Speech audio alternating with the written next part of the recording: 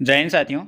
तो चलिए आज के इस वीडियो में हम लोग बात करने वाले हैं आरपीएफ एएसआई और कांस्टेबल के लिए सारे सिलेक्टेड और इंपॉर्टेंट क्वेश्चन जो आपके एग्जाम के लिए रामबाण क्वेश्चन लिए गए हैं। ठीक है, इस बार दोस्तों आपको आरपीएफ एएसआई और आरपीएफ कांस्टेबल में दोस्तों 100% सिलेक्शन लेने की गारंटी है। ठीक है, अगर जितने भी क्वेश्चन बता रहे हैं वो सारे क्वेश्चन अगर आप एक एक क्वेश्चन रिवीजन कर लेते हो तो गारंटी आप एक भी क्वेश्चन एग्जाम सेंटर में नहीं छोड़ के आएंगे। ठीक है, ये गारंटी आपका 100% की। ठीक है, चलिए वीडियो को काफ़ी देरी न करते वीडियो को कंटिन्यू शुरू कर दें।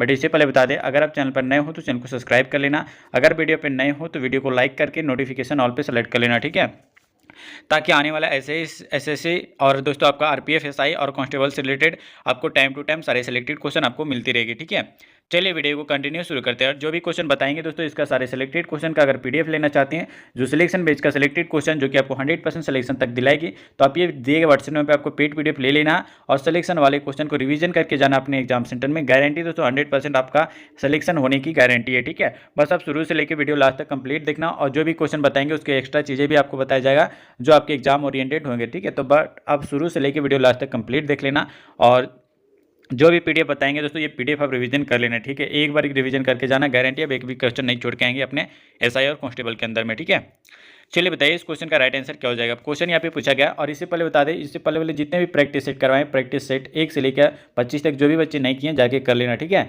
जिसका डिस्क्रिप्शन में या फिर आपका हमारे प्लेलिस्ट में बना हुआ है, प्लेलिस्ट में आप जाके सारे प्रैक्टिस सेट कर लेना। प्रैक्टिस सेट नंबर 1 से अभी तक जो भी बच्चे नहीं किए। ठीक है, और जो भी बच्चे कर लिए उसके लिए कॉन्ग्रेचुलेसन, आप अच्छे से आप अपना रिजल्ट देने वाले हो। ठीक है, चलिए दोस्तों क्वेश्चन यहाँ पे पूछा गया कि 15 अगस्त 1947 को जो है भारतीय राष्ट्रीय कांग्रेस के अध्यक्ष कौन थे? सरदार वल्लभ भाई पटेल, जेबी कृपलानी, पंडित जवाहरलाल नेहरू या फिर आपका डॉक्टर राजेंद्र प्रसाद। बताइए राइट आंसर क्या हो जाएगा इस क्वेश्चन का। ये दोस्तों आरआरबी एनटीपीसी में पूछा जा चुका है, आपके एग्जाम में भी आने का चांसेस बहुत ही ज़्यादा बनता है। ठीक है, तो बताइए इस क्वेश्चन का राइट आंसर क्या हो जाएगा।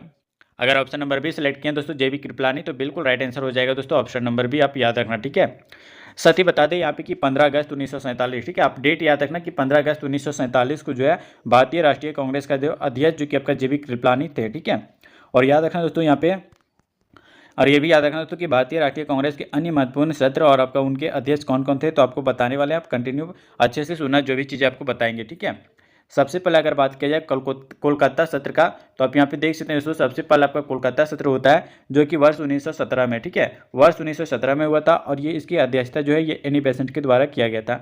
और आपका दूसरा सत्र जो है ये आपका कराची सत्र है जो कि आपका 1931 का सत्र है। ठीक है, इसकी अध्यक्षता जो कि आपका सरदार वल्लभ भाई पटेल के द्वारा करवाया गया था। आप याद रखना, एक एक चीज़ें आपके लिए तैयार किया गया। ठीक है, और तीसरा आप सत्र याद रखना दोस्तों आपका 1934 सत्र जो कि आपका किसके द्वारा करवाया गया था, तो आपका डॉक्टर राजेंद्र प्रसाद की अध्यक्षता के द्वारा जो है करवाया गया था। ठीक है, और दोस्तों याद रखना कि भारतीय राष्ट्रीय कांग्रेस की जो है प्रथम महिला अध्यक्ष जो कि आपका एनी बेसेंट थे। ठीक है, जो कि दोस्तों आप याद रखना कोलकाता सत्र अधिवेशन की जो अध्यक्ष थे। ठीक है, कौन? Annie Besant. और ये भी याद रखना दोस्तों यहाँ पे, और ये भी याद रखना दोस्तों यहाँ पे कि भारतीय राष्ट्रीय कांग्रेस की जो प्रथम भारतीय महिला अध्यक्ष जो कि आपका सरोजिनी नायडू थी। चीज़ें याद रखना बहुत ही ज़्यादा इंपॉर्टेंट हो जाता है। ठीक है, चलिए आगे आते हैं। और दोस्तों अभी तक वीडियो को लाइक नहीं किए तो लाइक कर लेना। अगर आप चैनल पर नए हो तो चैनल को सब्सक्राइब करके नोटिफिकेशन ऑल पे सेलेक्ट कर लेना, क्योंकि ऐसे ही सिलेक्टेड क्वेश्चन आरपीएफ एसआई और कांस्टेबल से रिलेटेड आपको टाइम टू टाइम मिलती रहेगी। ठीक है, आपके प्रैक्टिस को अच्छे से रामबान तरीके से आपको मेहनत करवाया जाएगा दोस्तों, अगर आप अच्छे से कंटिन्यू चैनल पर बने रहेंगे तो। ठीक है, चलिए बताइए दोस्तों कि स्वामी विवेकानंद ने जो है धर्म संसद महासभा में जो है भाग लिया था कब? 1889 में, 1890 में, 1893 या फिर आपका 1900 में। बताइए दोस्तों जब स्वामी विवेकानंद जो है धर्म संसद महासभा में जो भाग लिया था वो कौन से वर्ष में लिए थे। ठीक है, चलिए बताइए इस क्वेश्चन का राइट आंसर क्या हो जाएगा। दोस्तों एक एक चीज़ें तैयार किया गया है, 100% आपको सिलेक्शन तक लेके जाएगी ये सारे सिलेक्टेड क्वेश्चन। ठीक है, बस एक बार रिवीजन करते रहना। बताइए इस क्वेश्चन का राइट आंसर क्या हो जाएगा। अगर ऑप्शन नंबर सी सेलेक्ट किया 1893 में, तो बिल्कुल राइट आंसर हो जाएगा ऑप्शन नंबर सी। ठीक है, और याद रखना दोस्तों कि स्वामी विवेकानंद जो है, याद रखना दोस्तों कि स्वामी विवेकानंद जो है आपका धर्म संसद जो कि आपको महासभा में जो है भाग लिया था। ठीक है, और ये भी याद रखना दोस्तों कि धर्म संसद जिसको हम लोग महासभा कहते हैं, इसका उद्घाटन जो है 11 सितंबर 1893 में हुआ था। ठीक है, और ये कहाँ पे हुआ था दोस्तों, तो याद रखना अमेरिका के शिकागो शहर में हुआ था, 1893 में हुआ था। ठीक है, और ये भी याद रखना दोस्तों कि धर्म संसद का नाम आया, तो याद रखना दोस्तों धर्म संसद जिसको हम लोग महासभा के नाम से जानते हैं, मैं दोस्तों आपका स्वामी विवेकानंद ने जो है अपने भाषण की शुरुआत जो कि आपका मेरे अमेरिकी भाइयों और बहनों से जो है की थी। ठीक है, शुरुआत कहाँ से की थी, तो मेरे अमेरिकी भाइयों और बहनों से जो है शुरुआत की थी। कौन? याद रखना स्वामी विवेकानंद जी ने। ठीक है, चीज़ें याद रखना इंपॉर्टेंट हो जाता है। और जो भी बच्चे दोस्तों याद रखना अभी तक वीडियो को लाइक नहीं किए तो लाइक कर लेना। अगर चैनल पर नए हो तो चैनल को सब्सक्राइब करके नोटिफिकेशन ऑल पे सेलेक्ट कर लेना, ताकि आने वाला ऐसे सिलेक्टेड क्वेश्चन आपको टाइम टू टाइम मिलते रहे। और बता दें दोस्तों, जो भी क्वेश्चन बता रहे हैं इसका सारे सिलेक्टेड क्वेश्चन जो कि हमारे दिए गए व्हाट्सएप नंबर पर ये पीडीएफ मिलेगा, जो कि आपको 100% सिलेक्शन तक लेके जाएगी झारखंड यहाँ पे आपका एसआई और कांस्टेबल के अंदर आरपीएफ का। ठीक है, तो बस ये रिवीजन कर लेना दोस्तों। ये पीडीएफ आपको हमारे दिए गए व्हाट्सएप नंबर पर मिलेगा, जो कि आपका पेड पीडीएफ है, जो आपको 100% सिलेक्शन तक लेके जाएगी। ठीक है, चलिए बताइए इस क्वेश्चन का राइट आंसर क्या हो जाएगा। पूछा गया लेन लिथगो द्वारा जो अगस्त प्रस्ताव में निम्नलिखित में से किस वर्ष लाया गया, 1939 में, 1940 में, 1942 में या फिर आपको 1946 में। बताइए राइट आंसर क्या हो जाएगा इस क्वेश्चन का सही आंसर। चीज़ें इंपॉर्टेंट है दोस्तों, गारंटी आपका एक भी क्वेश्चन नहीं छूटेगा, बस एक बार रिवीजन करके जाना। ठीक है, ये पीडीएफ आपको रिवीजन तक 100% सिलेक्शन तक लेके जाएगी, बस रिवीजन आपके लिए मांगता है। ठीक है, अगर ऑप्शन नंबर बी सेलेक्ट किया वर्ष 1940 तो आपका बिल्कुल राइट आंसर हो जाएगा दोस्तों ऑप्शन नंबर बी। ठीक है, साथ ही बात कर लेते हैं लिन लिथगो द्वारा जो अगस्त प्रस्ताव में जो 1940 में जो है आपका लाया गया था, और अगस्त प्रस्ताव की जो घोषणा 8 अगस्त 1940 को जो है हुई थी। ठीक है, और एक पॉइंट ये भी याद रखना दोस्तों कि क्रिप्स मिशन जो कि आपका मार्च 1942 में, ठीक है, क्रिप्स मिशन मार्च 1942 में जो है भारत आया था। और कैबिनेट मिशन के लिए अगर बात किया जाए तो कैबिनेट मिशन जो कि आपका मार्च 1946 में, ठीक है, मार्च 1946 में जो है भारत आया था कैबिनेट मिशन। और क्रिप्स मिशन कब आया था तो 1942 में आया था। चीज़ें याद रखना दोस्तों, बहुत ही ज़्यादा इंपॉर्टेंट हो जाता है आपके एग्जाम के लिए। ठीक है, चलिए अगला क्वेश्चन आपका यहाँ पे पूछा गया, बताना है दोस्तों यहाँ पे कि बंगाल में दोहरे शासन की नीति किसने लागू की थी। रॉबर्ट क्लाइव, डलहौजी, कॉर्नवालिस या फिर आपका वारेन हेस्टिंग्स। बताइए राइट आंसर क्या हो जाएगा इस क्वेश्चन का। चीज़ें इंपॉर्टेंट हो जाता है आपके एग्जाम के लिए, तो बताइए क्या हो जाएगा इस क्वेश्चन का सही आंसर। ये आरपीएफ एसआई में 2019 का क्वेश्चन पूछा गया है दोस्तों, आप अच्छे से करना। इसके एक्स्ट्रा चीज़ें भी आपको बताएंगे जो आपके एग्जाम में 100% फंसने का चांसेस बनता है। ठीक है, बस आपकी रिपीटेड कॉर्नवालिस सभी चीज़ें के बारे में बताएंगे, रॉबर्ट क्लाइव के बारे में बताएंगे, डलहौजी के बारे में बताएंगे, कॉर्नवालिस और वारेन हेस्टिंग्स, ये चारों चीज़ें के बारे में आपको बताएंगे एक एक चीज़ें। बस आप अच्छे से वीडियो पर कंटिन्यू बने रहना, और वीडियो को अभी तक लाइक नहीं किए तो लाइक कर लेना। अगर आप चैनल पर नए हो तो चैनल को सब्सक्राइब करके नोटिफिकेशन ऑल पर सेलेक्ट कर लेना, ताकि आने वाले ऐसे सिलेक्टेड क्वेश्चन आरपीएफ एसआई और कांस्टेबल से रिलेटेड आपको टाइम टू टाइम मिलती रहेगी। ठीक है, चलिए इस क्वेश्चन का राइट आंसर बताइए कि बंगाल में दोहरे शासन की नीति का किसने लागू की थी। अगर ऑप्शन नंबर ए सेलेक्ट किए रॉबर्ट क्लाइव तो बिल्कुल राइट आंसर हो जाएगा ऑप्शन नंबर ए आपका रॉबर्ट क्लाइव। ठीक है, साथ ही बात कर लेते हैं बंगाल में दोहरे शासन की नीति जो कि आपका रॉबर्ट क्लाइव ने जो कि आपका लागू की थी। और ये भी याद रखना दोस्तों कि यहाँ पे कि बंगाल में जो है दोहरे शासन की नीति जो कि आपका 1765 में, कब दोस्तों आप याद रखना डेट, 1765 ईस्वी में जो है लागू हुई थी। नाम आया डलहौजी के बारे में, तो दोस्तों तो डलहौजी के बारे में अगर बात किया जाए तो डलहौजी को जो है भारत में रेलवे का जो है जनक माना जाता है, और डलहौजी को जो है दोस्तों आपका हड़प नीति का जो है जनक भी माना जाता है। ठीक है, डलहौजी को आप याद रखना दोस्तों। डलहौजी के बारे में एक चीज़ और बता देते हैं कि डलहौजी का कार्यकाल जो कि आपका भारत के गवर्नर जनरल पद पर जो है 12 जनवरी 1848। ठीक है, अब डेट आप याद रखना 18 जनवरी 1848 ईस्वी से लेकर आपका 28 फरवरी 1856। ठीक है, 1856 तक जो है था। ठीक है, इसका कार्यकाल डलहौजी का, ठीक है, गवर्नर जनरल के पद पर। और यहाँ पे एक नाम आया दोस्तों यहाँ पे कॉर्नवालिस के बारे में बता देते हैं। तो कॉर्नवालिस जो कि आपका कॉर्नवालिस को जो है भारत में जो है पुलिस व्यवस्था का जो है जनक माना जाता है, किसको, कॉर्नवालिस को। और ये भी याद रखना दोस्तों यहाँ पे कि कॉर्नवालिस जो कि आपका कॉर्नवालिस ने जो है बंगाल में जो है वर्ष 1793 में, कब दोस्तों आप डेट याद रखना, वर्ष 1793 में जो है अस्थायी बंदोबस्त प्रणाली की जो शुरुआत की थी, कौन, कॉर्नवालिस। ठीक है, और कॉर्नवालिस को भारत में जो है पुलिस व्यवस्था का जो है जनक भी माना जाता है। चीज़ें याद रखना दोस्तों इंपॉर्टेंट हो जाता है। एक आता है दोस्तों आपके बारे में बता देते हैं, एक आता है आपका वारेन हेस्टिंग्स के बारे में। ठीक है, तो इसके बारे में डिटेल बता देते हैं।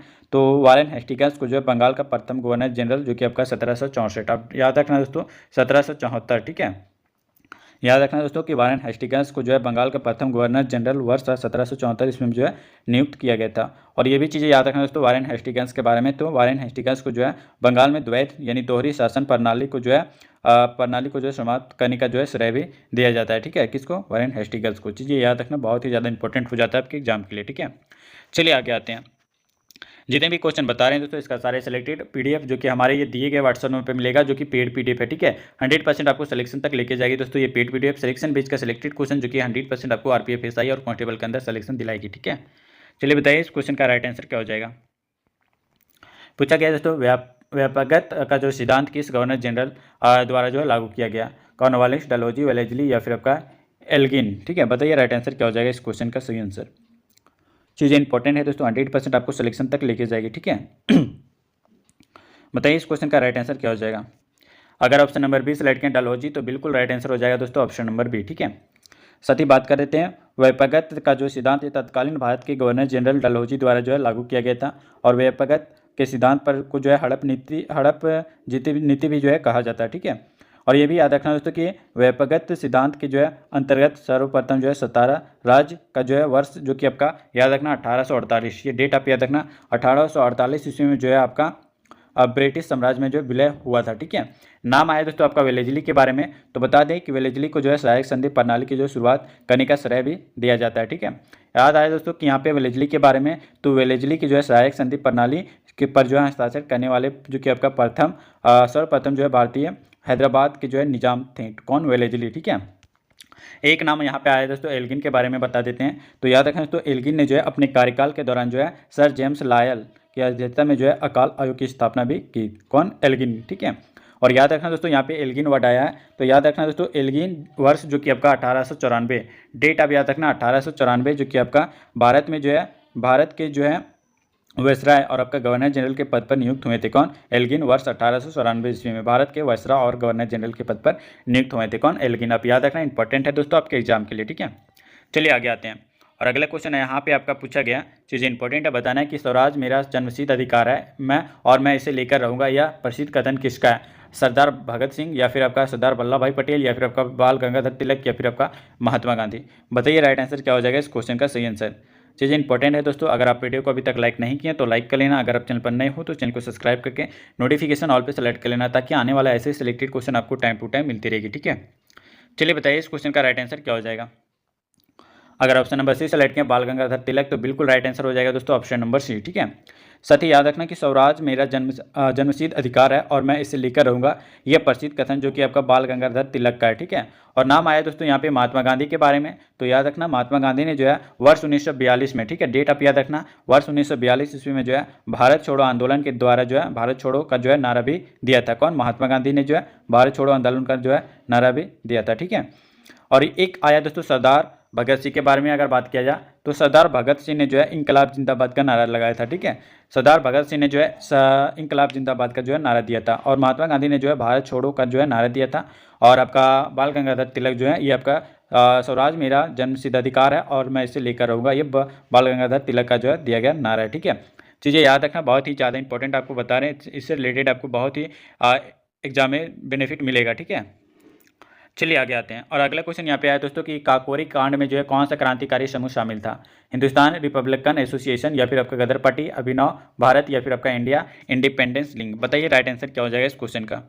चीज़ें इंपॉर्टेंट है, 100% आपको आरपीएफ एसआई और आरपीएफ कांस्टेबल के अंदर जो है आपको सिलेक्शन दिलाने वाले ये सारे सिलेक्टेड क्वेश्चन है। ठीक है, ये आरपीएफ एसआई में पूछा जा चुका है दोस्तों 2019 में, आप प्रीवियस ईयर का क्वेश्चन आप उठा के देख सकते हो। ठीक है, जो कि दोस्तों प्रीवियस ईयर का क्वेश्चन है आरपीएफ एसआई का। ठीक है, पूछा गया क्वेश्चन आपको बता रहे हैं, और इससे रिलेटेड जितना भी एक्स्ट्रा चीज़ बताएंगे दोस्तों वो आपके एग्जाम ओरिएंटेड होते हैं। ठीक है, बताइए इस क्वेश्चन का राइट आंसर क्या हो जाएगा।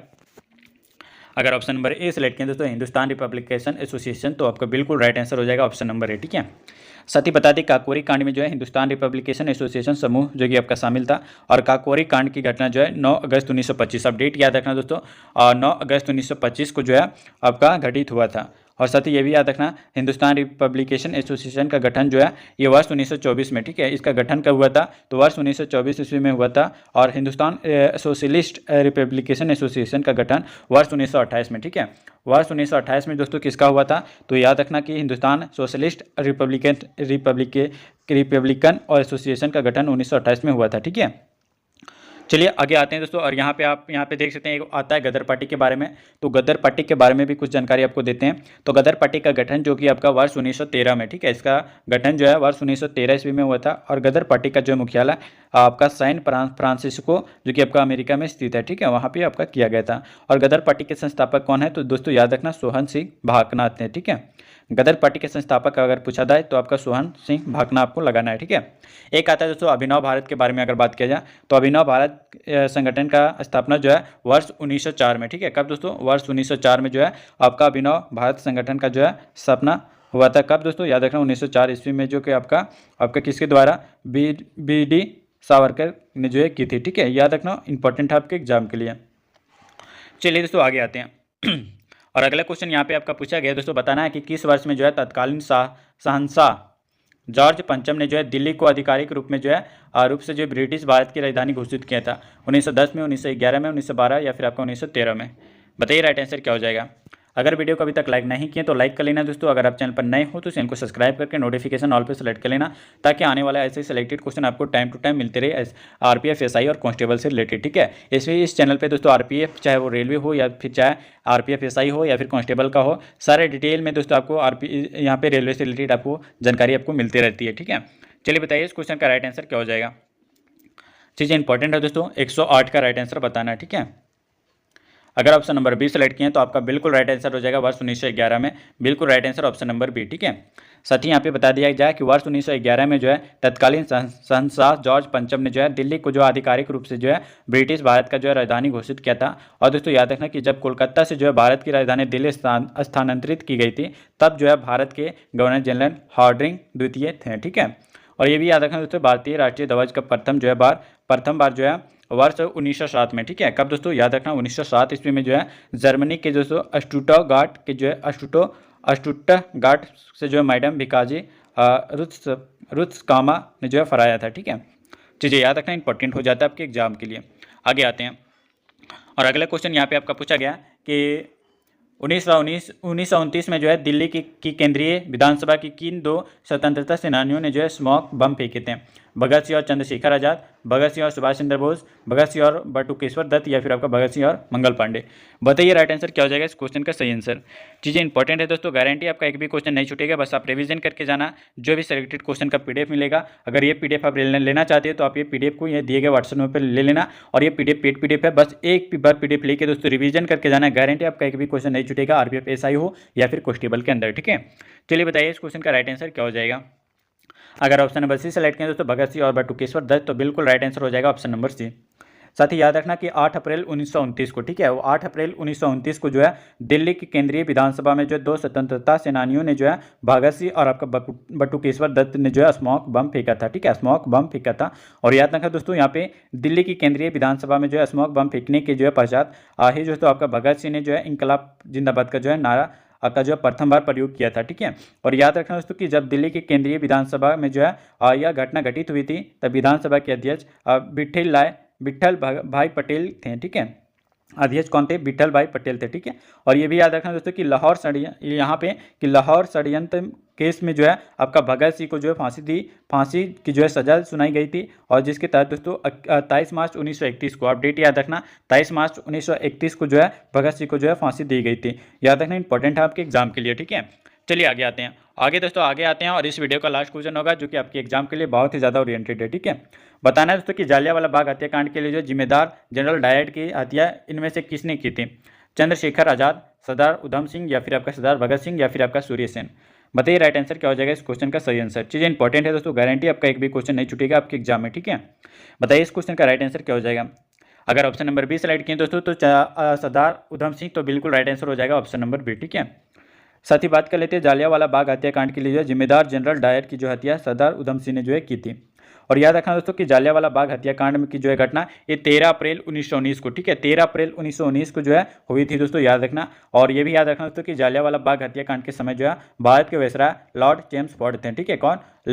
लॉर्ड चेम्सफोर्ड थे। जब जालियांवाला बाग हत्याकांड हुआ था तब भारत के वायसराय कौन थे? तो याद रखना लॉर्ड चेम्सफोर्ड थे, ठीक है। चीज़ें याद रखना तो बहुत ही ज़्यादा इंपॉर्टेंट बन जाता है आपके एग्जाम के लिए। और साथ ही बता दें कि हिंदुस्तान सोशलिस्ट रिपब्लिकन एसोसिएशन की स्थापना जो कि आपका सरदार भगत सिंह द्वारा जो है की गई थी, ठीक है। और याद रखना दोस्तों कि सूर्य सेन का संबंध जो कि आपका चटगांव और शास्त्रा गांव छापा विद्रोह से था, ठीक है। और ये भी याद रखना दोस्तों कि चंद्रशेखर आजाद का जन्म जो है, आप याद रखना दोस्तों यहाँ पे चंद्रशेखर आजाद का जो है जन्म कब हुआ था? तो 23 जुलाई 1906 को, ठीक है, 23 जुलाई 1906 को जो है चंद्रशेखर आजाद को जो है जन्म हुआ था। और दोस्तों आपका मध्य प्रदेश में हुआ था, ठीक है। और इनकी मृत्यु जो हुई थी ये 27 फरवरी 1931 को। चंद्रशेखर आजाद की मृत्यु दोस्तों कब हुई थी? तो याद रखना कि 27 फरवरी 1931 का जो है इसको मृत्यु हो गई थी, ठीक है। और जन्म कब हुआ था? तो 1906 को हुआ था, ठीक है। और दोस्तों याद रखना कि अल्फ्रेड पार्क इलाहाबाद उत्तर प्रदेश में इसकी मृत्यु हो गई थी, ठीक है। चीज़ें याद रखना बहुत ही ज़्यादा इंपॉर्टेंट था दोस्तों। वीडियो कैसा लगा हमें कमेंट में बताना। और अभी तक वीडियो को लाइक नहीं किए तो लाइक करके, चैनल पर नए हो तो चैनल को सब्सक्राइब करके नोटिफिकेशन ऑल पे सेलेक्ट कर लेना, ताकि आने वाले ऐसे सिलेक्टेड क्वेश्चन दोस्तों आरपीएफ एसआई और आरपीएफ कांस्टेबल से रिलेटेड एक भी क्वेश्चन आपको नहीं छूटने देगा आपके एग्जाम सेंटर में। बस एक बार सारे क्वेश्चन का रिवीजन कर लेना, और रिवीजन दोस्तों आप ये पीडीएफ कर लेना, ठीक है। रिवीजन के तौर पर ये पीडीएफ आपको दिया जाएगा, जो कि आपको 100% सिलेक्शन तक लेके जाएगी आरपीएफ एसआई और कांस्टेबल के अंदर, ठीक है। बस ये पीडीएफ आप हमारे दिए गए व्हाट्सएप नंबर पर ले लेना, जो कि आपका पेड पीडीएफ है, जो आपको 100% सिलेक्शन तक लेके जाएगी। बस एक बार रिवीजन करके जाना दोस्तों, गारंटी आपका एक भी क्वेश्चन नहीं छूटने वाला है, ठीक है। तो चलिए दोस्तों, मिलते हैं फिर अगले नेक्स्ट वीडियो में नेक्स्ट सिलेक्शन वाले क्वेश्चन के साथ, नेक्स्ट सिलेक्टेड क्वेश्चन के साथ, नेक्स्ट प्रीवियस ईयर क्वेश्चन के साथ और नेक्स्ट इंपॉर्टेंट क्वेश्चन के साथ।